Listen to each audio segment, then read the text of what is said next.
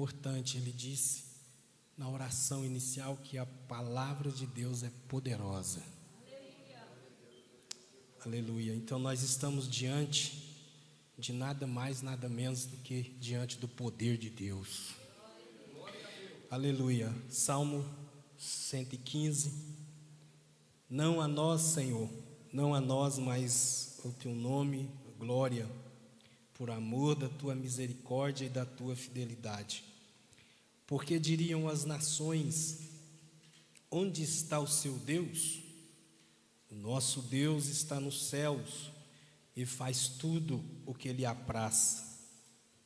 Prata e ouro são os ídolos deles, que têm boca, mas não falam.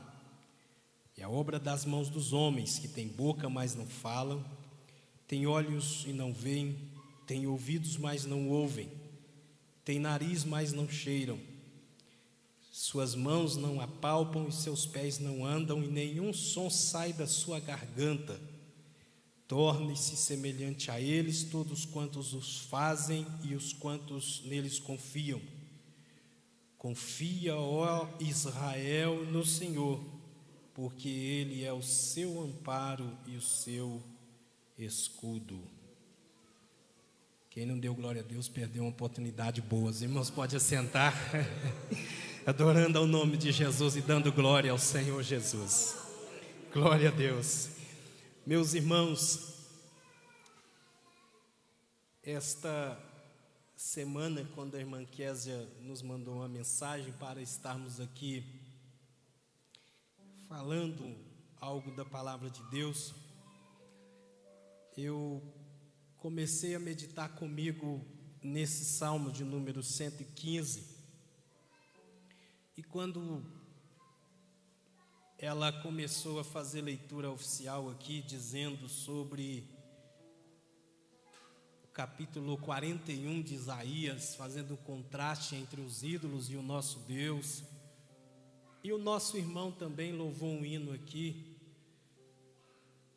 falando da santidade de Deus, e depois a nossa irmã ainda cantou um hino sobre o céu, dizendo que no céu nós vamos cantar, que o céu é o nosso lugar. Jesus foi para lá e ele falou, antes de subir, ele disse assim: eu vou preparar-vos um lugar, e voltarei e vos levarei para mim mesmo, para onde eu estiver, estejais vós também. Então Jesus não está lá parado, não, ele está preparando a casa, ele está preparando um lugar para receber os convidados, que é a noiva do Cordeiro. E quando o pastor Luiz disse que a palavra de Deus é poderosa, nós ficamos ainda mais apertados, porque ele mesmo disse que está renovado, vindo da convenção. Tenho certeza que ele tem muito para passar para nós, nos ensinar daquilo que ele recebeu ali, mas é muita coisa. Eu tenho certeza também que numa mensagem ele não passaria tudo, né, pastor? Vai passando na terça, no domingo, e vai passando para nós, e nós vamos aprendendo. E eu comecei a pensar sobre o que é Deus durante o culto, e a necessidade que o homem tem de Deus. Porque quando nós vamos estudar a história, e pelo menos um pouquinho disso eu tenho que entender, porque eu sou professor de história ali na escola estadual, está até o João Daniel, que é o meu aluno, que veio hoje, né? E eu creio que veio para ficar, pelo menos mais um, nós estamos ganhando. E quando a gente vai estudar a história da humanidade, a gente vai perceber a presença da religião na história do homem. O ser humano é um ser essencialmente religioso, diz o teólogo Maio Perman. E o que é ser essencialmente religioso? É que na sua essência o ser humano tem essa virtude de se voltar para o divino, porque quando nós falamos de religião, nós estamos conectando com o divino, nós estamos conectando com o ser que é superior e anterior ao ser humano. E o homem foi criado para a glória de Deus, porque Isaías vai dizer que Deus os criou para a sua glória, para revelar a sua glória, para manifestar a sua glória. E o ser humano, ele é a coroa da criação de Deus. Existem muitas teorias por aí que tentam nivelar o homem com seres inferiores, mas pelo menos no quesito de religião, entre outros que nós poderíamos citar, a gente percebe a grande diferença entre o homem e os seres inferiores, porque somente o ser humano pratica a religião.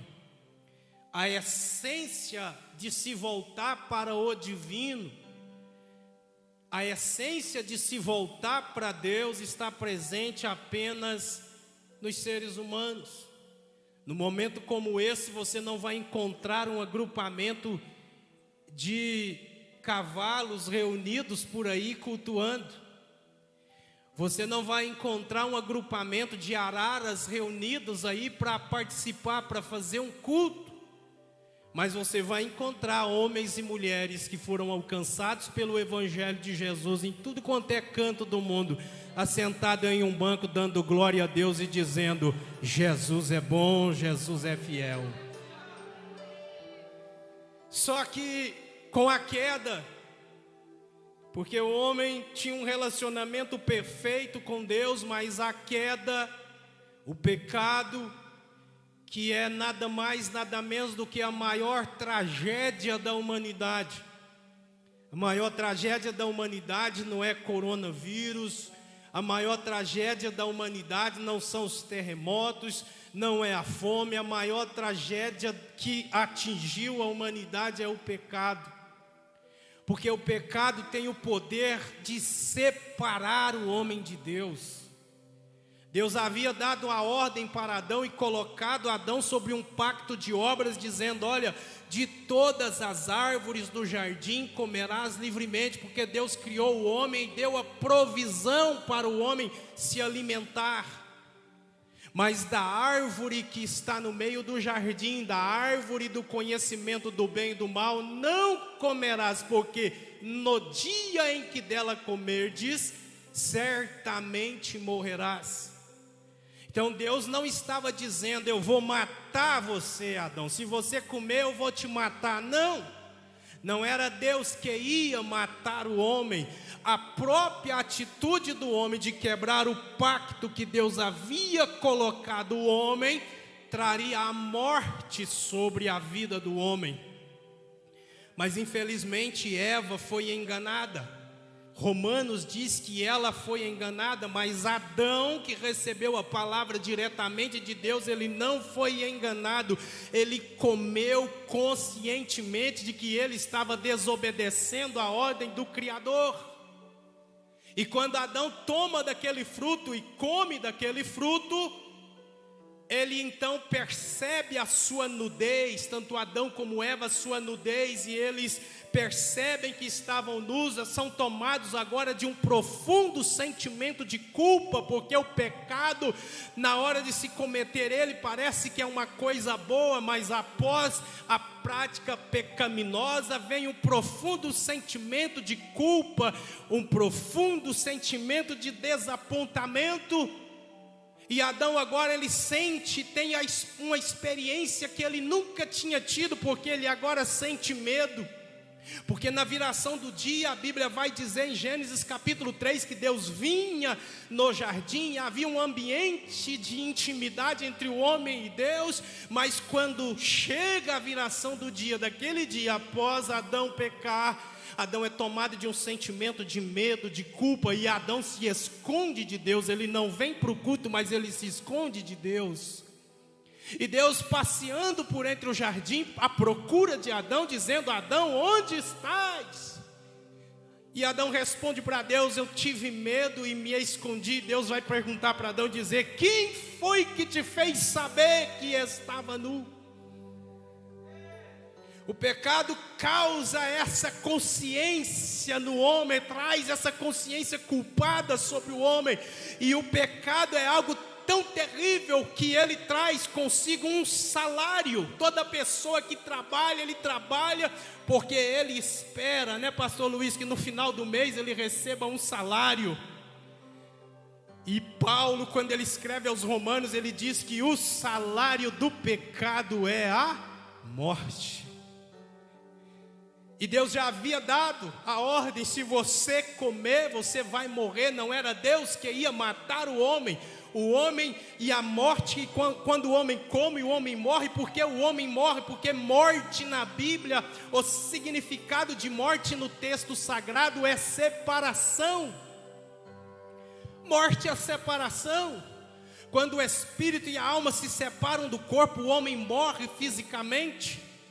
Quando o homem está no estado pecaminoso, o homem está morto espiritualmente, ou separado da vida espiritual. O seu espírito não está conectado com Deus, ele está separado de Deus. E a Bíblia fala de 3 mortes: a morte física, a morte espiritual e a segunda morte, que é a morte eterna, que é a separação eterna de Deus. E Adão, por mais que ele continuou vivendo quase cerca aí de 900 anos, mas mesmo que ele tenha se reconectado com Deus depois, ao longo da sua vida, ainda assim a sentença divina caiu sobre Adão. Com 900 e poucos anos, Adão morreu. E a morte, como Adão é o pai de toda a humanidade, a Bíblia vai dizer que em Adão, como todos os seres humanos estavam nele, ele é o nosso representante diante de Deus. Deus trata a humanidade com 2 representantes, é Adão e Cristo. Então em Adão todos pecaram. É por isso que a Bíblia diz que todos pecaram e destituídos estão da glória de Deus. Todos pecaram e carecem da glória de Deus. O salmista, quando ele escreve o salmo, naquele cântico ele diz: em pecado me concebeu a minha mãe. Quando a pessoa nasce, ele herda de seu pai Adão uma natureza pecaminosa. E basta a criança adquirir assim ao longo da sua vida alguma consciência, você já percebe nele alguns traços e a tendência. Não só o pecado original, porque já é a condição do homem, mas o homem peca, não torna-se pecador porque ele peca, mas ele peca porque ele já nasce nessa condição pecaminosa. E ele precisa de um redentor. Ele precisa de alguém que o redima, que alguém que o tire desse estado terrível, desse estado miserável que o homem se encontra, no estado de pecado. E aí o homem, querendo se livrar do pecado, querendo se livrar dessa consciência culpada, querendo se livrar dessa situação terrível, ao longo da história da humanidade, o homem vai começar a praticar a religião. Porque a essência da religião, o conectar com o divino, relacionar com Deus está presente. Porque o homem, diferentemente dos animais, ele foi criado de uma forma especial, porque Deus soprou no homem o fôlego de vida. O homem tem em si um espírito, e esse espírito que está no homem, dá ao homem condições de ter conexão com Deus, porque Deus é espírito, e é no espírito que o homem se conecta e tem comunhão com Deus. E Deus, ao longo da história da humanidade, Deus se revelou. Sempre digo e vou continuar sempre dizendo, vocês vão me ver dizer isso, que Deus é um Deus de revelação. E hoje eu estava lendo um livro que eu tenho lá em casa do pastor John Stott, que eu gosto muito desse escritor. Ele diz que o termo revelar é um termo do latim que diz revelar-te, o que é tirar o véu. Deus é tão grande, Deus é tão tremendo, que um dos atributos de Deus é a infinitude. Deus é infinito, Deus está além daquilo que foi criado. Então, para que eu e você tivéssemos condições de conhecer Deus, foi necessário que Deus tirasse o véu e se mostrasse, se revelasse, para que nós pudéssemos conhecê-lo. E Deus vai tirar esse véu e vai se revelar e vai se mostrar. Primeiramente, Salmo capítulo 19, versículo 1. Deus vai se revelar e se mostrar através das coisas criadas, da natureza, da criação. Porque o Salmo 19 diz que os céus manifestam a glória de Deus e o firmamento anunciam a obra das suas mãos. Alabacandai, xarabanaia. Aleluia. Mas o ser humano no estado de pecado, ao invés de olhar para a criação, ao invés de olhar Deus tirando o véu na criação e criando as estrelas, as galáxias, colocando as estações do ano, o frio, o calor, colocando as coisas tudo em ordem, operando de uma forma tremenda, ao invés de olhar Deus dando as suas impressões e tirando o véu e mostrando através das coisas criadas. Olha eu aqui, eu existo, porque Gênesis capítulo 1 diz que no princípio Deus criou os céus e a terra, tudo é criação de Deus.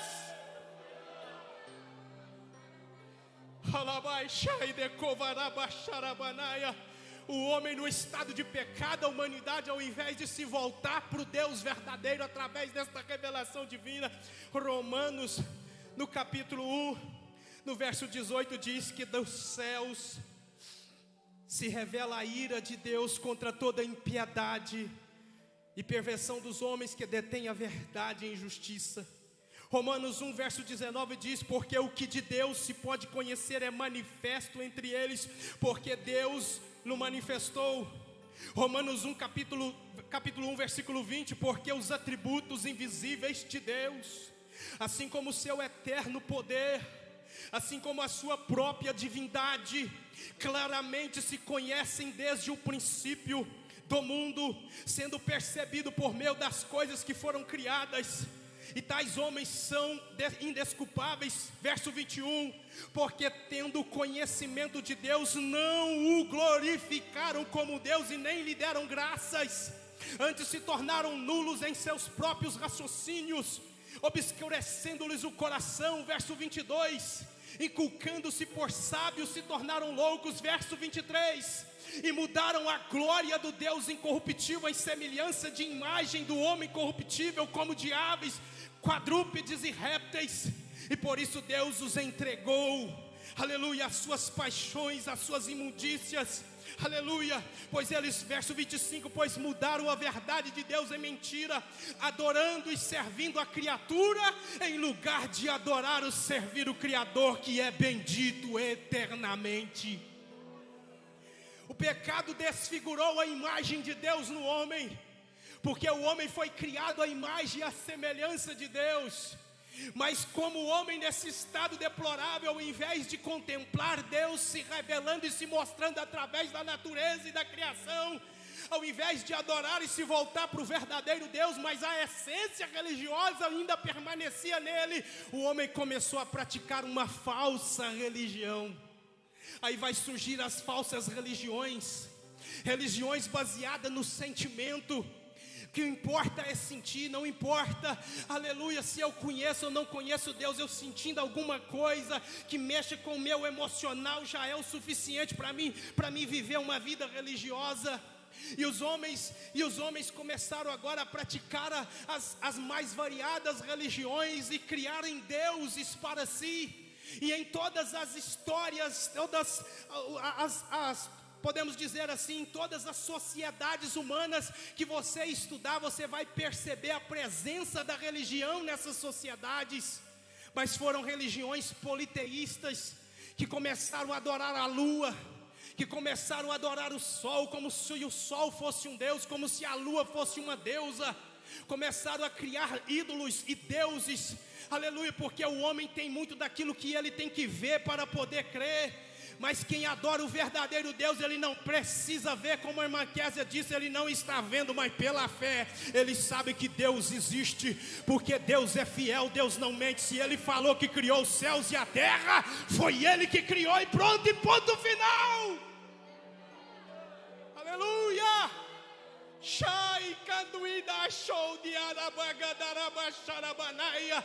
E levantavam altares, e se prostravam diante desses ídolos, e falavam: esse aqui é o nosso Deus, e Baal, e foram criando Deus, e Astarote, e Astarte, e Astarote é o Deus da chuva. Eu não tenho tempo para falar sobre isso, mas veio várias fases da religião, e veio uma fase dos deuses tribais, o Deus de uma tribo, porque o meu Deus é maior do que o seu, porque o meu Deus é mais poderoso que o Deus da sua tribo, e veio o tempo de deuses tribais. Passou esse tempo, foi vindo novos deuses que foram criando, mas em Gênesis capítulo 12, a Bíblia vai dizer que Deus vai falar para um homem. Chegou o tempo de Deus começar a se revelar mais profundamente, que Ele é o único Deus, que existe um único Deus. Deus vai aparecer para um homem chamado Abraão e vai dizer para Abraão: Abraão, sai da tua terra e da tua parentela e vai para a terra que eu lhe mostrarei. Aleluia, eu vou te abençoar e vou fazer de você uma grande nação. E esta nação, a nação de Israel, foi escolhida por Deus para que através da nação israelita novamente Deus tirasse o véu, Deus abrisse o véu e através da nação de Israel mostrasse para o mundo: olha, esse negócio de que sol é Deus, de que lua é Deus, isso não existe. Só existe um Deus que está no céu, o Deus do céu, o Criador do céu, da terra, do universo, do mar e de tudo que existe. Deus escolhe aquela nação para através daquela nação novamente rasgar o véu, abrir o véu e dizer: eu sou o único Deus, eu sou o único Senhor, e fora de mim não há Deus. Salai, terrandecova, xarabai, decovaraia. Aí no Salmo 115, para finalizar aqui, que o meu tempo se esgotou, o salmista vai fazer um hino, e nesse hino ele vai cantar e ele vai dizer: olha, porque diriam as nações: onde está o seu Deus? Porque as nações tinham a capacidade de mostrar o Deus dela, pastor Luiz. As nações tinham capacidade de levantar um altar e fazer um ídolo. Eles tinham capacidade para levantar uma árvore frondosa, alguma coisa, e dizer: esse aqui é o nosso Deus, esse aqui é o Deus que nós servimos. E o povo de Israel ao longo da história foi se tornando às vezes com uma consciência dúbia. Ora servia o verdadeiro Deus, ora às vezes se inclinavam para aqueles deuses visíveis das nações, a ponto de no tempo do profeta Elias levantar e dizer: até quando vocês cochearão entre dois pensamentos? Se Baal é Deus, serve a Baal, porém se o Senhor é Deus, serve a Deus.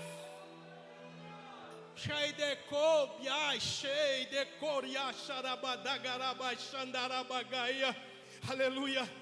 E ele vai compor esse hino e ele vai dizer: e se as nações perguntar para nós: cadê o seu Deus? Porque o nosso Deus está numa parede. O nosso Deus, eu tenho condição de mostrar o meu Deus para você. O meu Deus está numa parede, o meu Deus está em cima de uma pedra, o meu Deus está em cima de um altar. Cadê o Deus de vocês? Aí o salmista, inspirado pelo Espírito Santo, ele vai começar a compor esse hino e vai dizer assim: o meu Deus está no céu, o meu Deus está no céu.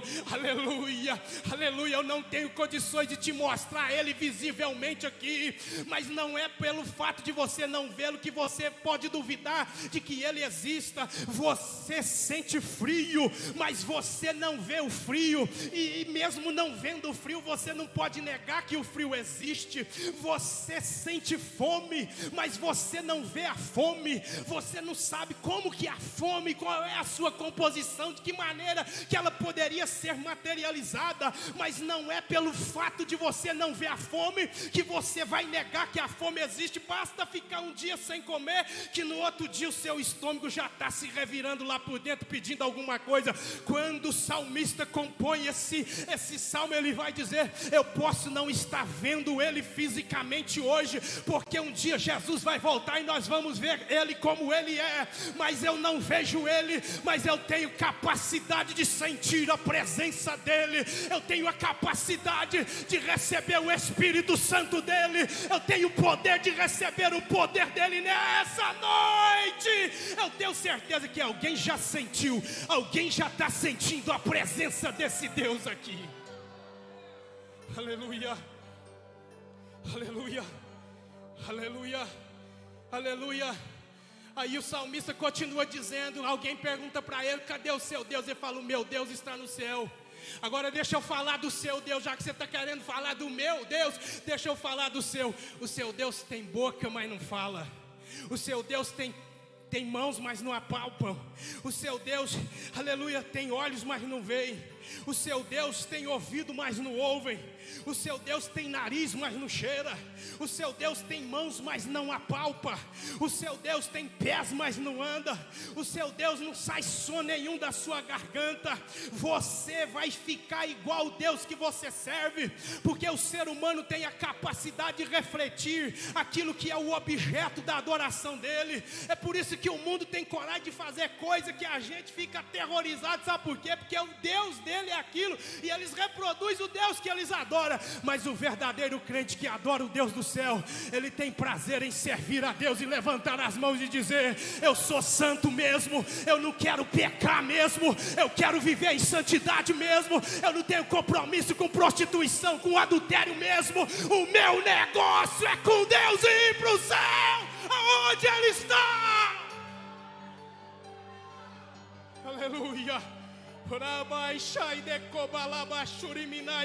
E para finalizar, no segundo livro de Crônicas, no capítulo 32, tem uma passagem interessante. Porque Senaqueribe, que foi um rei da Síria, um rei perverso, um rei mau, ele conquistou muita cidade, ele conquistou muitos povos. E no capítulo 32 de 2 Crônicas, ele invadiu a terra de Israel, ele invadiu Judá, aleluia. E ele mandou cartas. Quando ele invadiu, Ezequias, que era o rei de Israel, trancou a cidade e o povo dentro de Jerusalém, sem saber o que fazer. E aí Ezequias vai pegar e vai começar a dizer, capítulo 32, e afrontar Ezequias, e afrontar o povo de Israel. No capítulo 32, no verso 10, ele manda dizer: assim diz Senaqueribe, o rei da Síria, em que vocês estão confiando para vos deixar de sitiar em Israel? Acaso não vos incita Ezequias para morrerdes de fome e de sede, dizendo: o Senhor nosso Deus nos livrará? E ele vai mandando aquela carta e afrontando o povo de Deus. Para encurtar a história, lá no final, no versículo 18, o versículo 18, ele diz: olha, e eu vou fazer. Qual foi o Deus das outras nações que impediu eu conquistar as outras nações? Eu conquistei a nação tal, eu conquistei a nação tal. E qual que foi o Deus que me impediu de conquistar? Do jeito que eu conquistei aquelas nações e não teve Deus que me impediu de conquistar, o Deus de vocês também não vai impedir eu de conquistar Judá. Quando Ezequias ouviu aquilo, Ezequias não ficou atemorizado não. Ezequias pegou aquela carta. Sabe o que Ezequias fez? Ezequias, com servos de Deus, foram para o joelho e levou aquela carta da afronta do povo ímpio que afrontava o povo de Deus. Chegou diante de Deus e falou: olha aqui, Deus, o que é que Senaqueribe está falando? Olha aqui, está dizendo que vai acabar com a nação do Senhor, vai acabar com o povo que o Senhor escolheu. E tem uma coisa, ele falou que vai acabar com o Senhor também. Ele falou que vai fazer com o Senhor o mesmo que ele fez com os deuses das outras nações. Aí a Bíblia vai dizer que Deus mandou um anjo.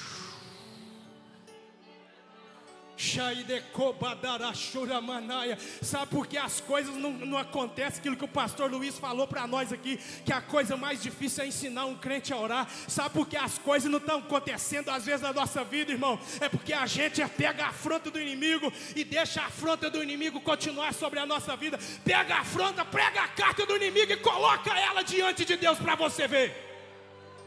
Falou que vai fazer com o Senhor o mesmo que ele fez com o Deus das outras nações. Aí Deus foi lá e falou assim: eu vou mandar um anjo.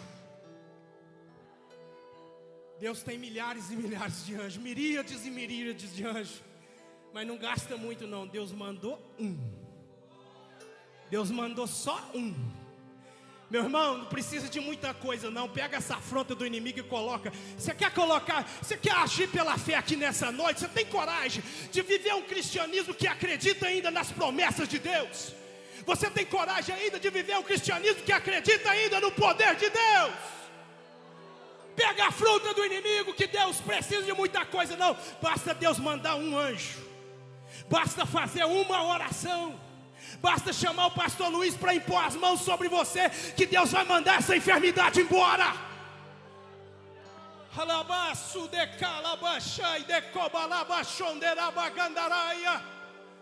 Quando Ezequias falou aquilo na afronta contra o povo de Deus, Deus mandou um anjo, o anjo foi lá e destruiu todo o exército de Senaqueribe. Nessa noite o Senhor está te convidando a exercer a sua fé. Eu estou emocionado um pouquinho com a campanha das irmãs ali do ciclo de oração. Eu creio em Deus, é noite de você sair daqui exercendo a sua fé em Deus. Você crê em Deus, você crê nesse Deus. O salmista dizia: o Deus de vocês tem boca, mas não fala, mas o meu Deus tem boca e ele fala. O Deus de vocês tem pés, mas não anda, mas o meu Deus tem pés e anda. O Deus de vocês tem ouvidos, mas não ouvem, mas o meu Deus tem ouvidos e ouve. E Deus está com o ouvido dele atento hoje à sua oração, ao seu clamor. Pega esse problema hoje, pega essa enfermidade hoje, pega essa doença hoje, pega esse problema hoje e coloca diante do teu Deus que está no céu, para você ver o que Deus vai fazer.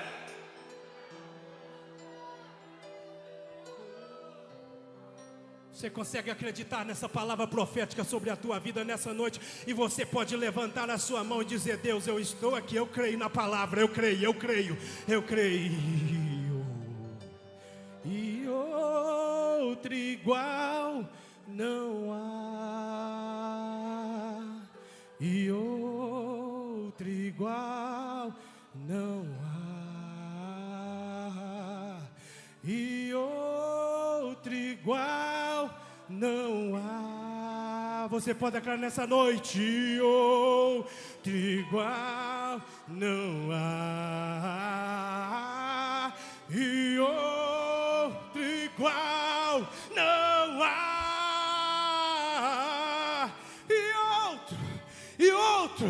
E outro igual não há como o nosso Deus que está nos céus. E Ele está aqui, tem glória dEle aqui, tem cheiro dEle aqui. Sua resposta é fogo sobre o altar. E tudo que é mentira está sendo consumida. Deixa eu adorar. E Ele está aqui, tem glória dEle aqui, tem cheiro dEle aqui. Da mentira irão se dobrar, irão reconhecer, terão que confessar que só há um Deus em toda a terra. E levante nessa noite, levante. E outro igual não há. Declare pro inferno ouvir. E outro igual não há. E outro igual não há. E outro igual não há. E outro igual não há. E Ele está aqui. O mal tem que sair. O mal vai sair nessa noite. A enfermidade vai sair nessa noite. O batismo com o Espírito Santo pode chegar nessa noite.